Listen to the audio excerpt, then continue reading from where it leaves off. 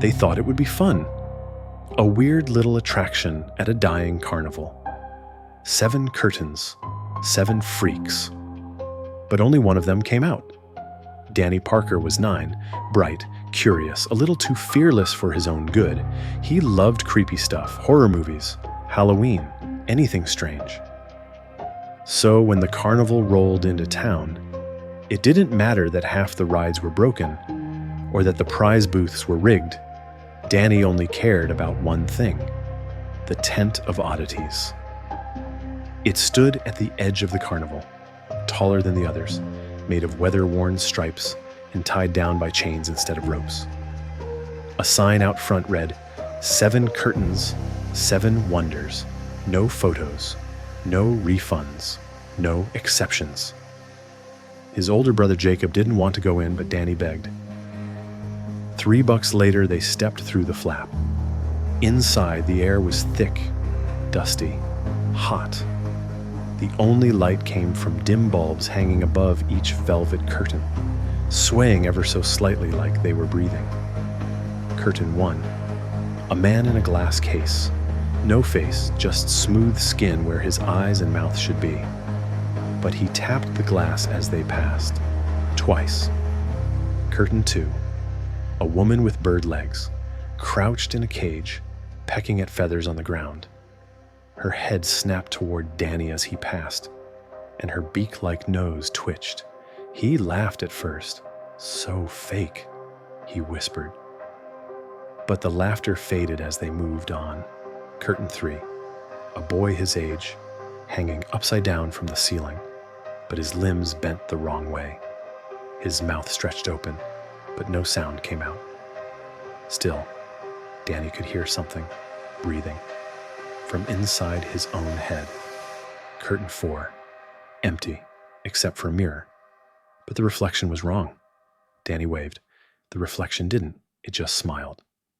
Curtain 5. A small glass tank with something floating in it. A baby with gills, eyes wide open. It turned slowly to look at him. Danny started to feel lightheaded. He grabbed Jacob's hand. "Let's go," he whispered. But Jacob just said, "We've come this far. One more." Curtain 6. Behind this one was nothing. Just pitch black space. No floor, no walls. Yet somehow, the shape of something massive breathed in the dark. When Danny stepped forward, the shadows pulled back. And then, Curtain 7. It was different. Red velvet. No light, no sign. Just humming.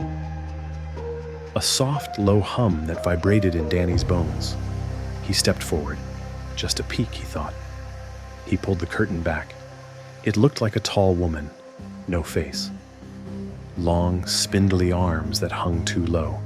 Fingers scraping the floor. She moved like she was floating, even though her feet dragged.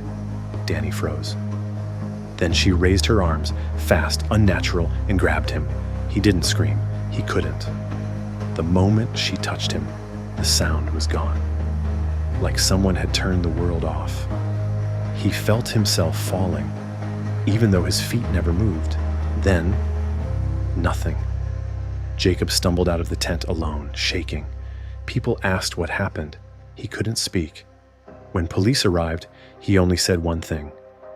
They took him. He wasn't supposed to see it. They searched the tent, but inside, all the exhibits were gone, just hanging curtains. Curtain 7, torn down, nothing behind it but a wall of stitched canvas, soaked in something, thick and dark. Danny was never found.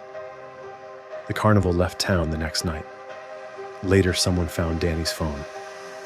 Not in the tent, but outside, by the Ferris wheel. The last photo taken was blurry. But behind the distortion, you could almost make out a face. No eyes, no mouth, just watching.